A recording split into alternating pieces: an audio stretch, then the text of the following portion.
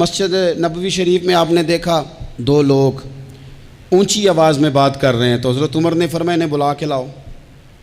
بلا کے لایا، فرمایا تمہیں پتہ نہیں یہ حضور کی مسجد ہے؟ لا ترفعوا اصواتکم فوق صوت النبی، اے پائے نظر ہوش میں آ، یہ کوہ نبی ہے، آنکھوں سے بھی چلنا یہاں بے ادبی ہے. پتہ نہیں وہاں سارے نعرے غلط ہیں، کسی کے مرد آباد کا نعرہ ہو تو وہ بھی غلط، اور کسی کے زندہ باد کا نعرہ ہو تو وہ بھی غلط. وہاں ایک کی نعرہ صرف اچھا لگتا ہے، وہ کیا ہے؟ یا رسول اللہ انظر حالنا، یا حبیب اللہ اسما. وہاں ایک کی نعرہ اچھا لگتا ہے کہ سونے آ گئے ہیں، نظر کرم ہو جائے. یا رسول اللہ پہنچ گئے ہیں، روزے دے دوالے نے غلامہ دیاں ٹولیاں، او ویکھو ایک پیا سن دے کروڑاں دیاں بولیاں. وہاں یہی نعرہ اچھا لگتا ہے، لب واہ ہیں، آنکھیں بند ہیں، پھیلی ہیں جھولیاں. کتنی مزے کی بھیک تیرے پاک در کی ہے. اور قربان جاؤں اپنے امام پر، اس قلم پہ واری جس سے وہ لکھا کرتے تھے. کہنے لگے کعبے کا نام تک نہ لیا، طیبہ ہی کہا. پوچھا جو تھا کسی نے کہ عظیمت کدھر کی ہے، ان کے طفیل حج بھی خدا نے کرا دیے، ورنہ اصل مراد حاضری تو اس پاک در کی ہے. تو حضرت فاروق اعظم رضی اللہ تعالیٰ عنہ نے ان دو لوگوں کو بلایا اور بلا کر کے فرمانے لگے کہاں کے رہنے والے ہو، کہاں سے آئے ہو؟ انہوں نے کہا جی ہم طائف کے رہنے والے ہیں. فرمایا تمہیں پتہ نہیں یہ نبی پاک کا روزہ ہے، حضور کی مسجد ہے، یہاں آواز اونچی نہیں کرتے، تمہیں خبر نہیں؟ اور پھر حضرت عمر فرمانے لگے اگر تم مدینے کے رہنے والے ہوتے تو میں تمہیں کوڑے مارتا، میں تمہیں سزا دیتا. تمہیں پتہ نہیں کہ کس طرح کا مزاج اور ماحول ہونا چاہیے. تو حضرت فاروق اعظم رضی اللہ تعالیٰ عنہ کی جو خدمات ہیں، آپ تو بازاروں میں جب جاتے تھے نا تو فرماتے تھے ہمارے بازار میں صرف وہ بندہ آ کے کام کرے جو دین کا علم جانتا ہے، جسے تجارت کے اصول پتہ ہیں وہ آئے.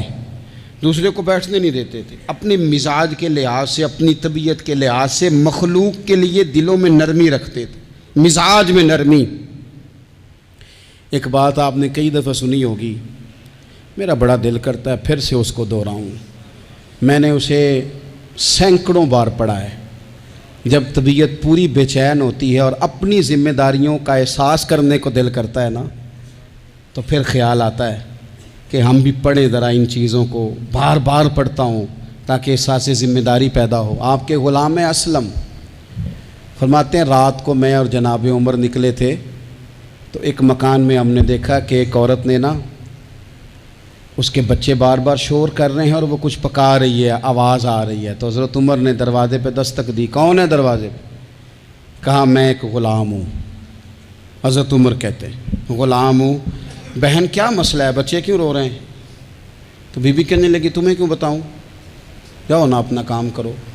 حضرت عمر نے اصرار کیا تو تلخ لہجے میں، جس سے غصہ نہیں کر جاتے حکمران، councillor, chairman, M P M N A, ناراض نہیں ہو جاتے، اس تلخ لہجے میں بی بی کہنے لگی دعا کرو اللہ میرے اور عمر کے درمیان قیامت میں فیصلہ کرے. کیسا حکمران ہے کہ اس کی حکومت میں میرے بچے بھوکے سوتے ہیں. یہ میں نے پانی میں روڑے ڈال کے چڑھائے ہیں، لیکن یہ پیٹ کی بھوک یہ بڑی ڈاڈھی ہوتی ہے، یہ نیند بھی نہیں آنے دیتی. خیال تھا رو دو کے سو جائیں گے، پر سو بھی نہیں رہے. حضرت فاروق اعظم دوڑے گئے، گھر سے سامان، اناج، غلہ کندھے پہ رکھا. خادم کہتے ہیں میں نے کہا کہ مجھے دے دیں.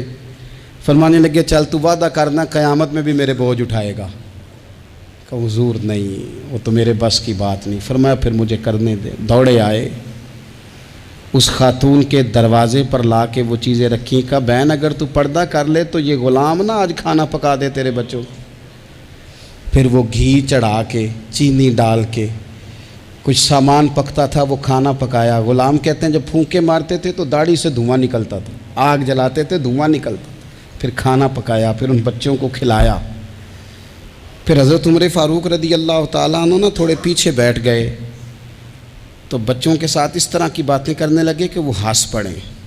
جناب اسلم کہتے ہیں بچے اس بیوہ کے ہنستے تھے، بچے ہنستے تھے اور عمر روتے تھے. جب وہ ہنستے تھے تو فاروق روتے تھے. پھر وہ بچے آہستہ آہستہ لیٹنے لگے، اور جب وہ सोने की तरफ बढ़ने लगे तो हज़रत उमर कहने लगे बहन मैं जाऊं? कहने लगी रब तेरा भला करे, मेरा कलेजा फट जाता अगर मेरे बच्चों को आज शाम भी रोटी ना मिलती। तो सैयदना फ़ारूक आज़म रज़ी अल्लाह ताला अन्हु कहने लगे फिर तू मेरे लिए दुआ करेगी? कहने लगी मैं दुआ करती हूँ अल्लाह उमर की जगह तेरे जैसा को नेक आदमी बिठा दे। तो हज़रत उमर कहने लगे एक छोटी सी गुजारिश भी मान लोगी? का क्या? फरमाने लगे कोई ये मेरी खिदमत अगर पसंद आई है तो उमर को माफ़ नहीं कर देती? गलती हो गई, उसे पता नहीं था। अपने मुंह से कहने लगे सियाना भी नहीं, बाशऊर भी नहीं, उसे चाहिए था खिलाफत की जिम्मेदारियां ना लेता। लेकिन हज़रत सिद्दीक़ ने कहा तो वो मान गया, लेकिन बहन मैं उसे जानता हूँ, बुज़दिल बड़ा है, कमज़ोर बड़ा है, ज़ईफ़ बड़ा है, अगर तू क़यामत में उसकी शिकायत लगाएगी तो बड़ा कमज़ोर पड़ जाएगा, उसके लिए मुश्किल हो जाएगा। तो कहने लगी अच्छा अगर तू इतनी सिफारिश करता है तो जा, मैंने उमर को माफ़ किया। हज़रत फ़ारूक आज़म ने चेहरे से कपड़ा हटाया तो बीबी कहने लगी ओहो आप उमर हैं? तो आप फरमाने लगे मैं जो भी हूँ तू वादा कर चुकी है कि तूने उमर को माफ़ किया।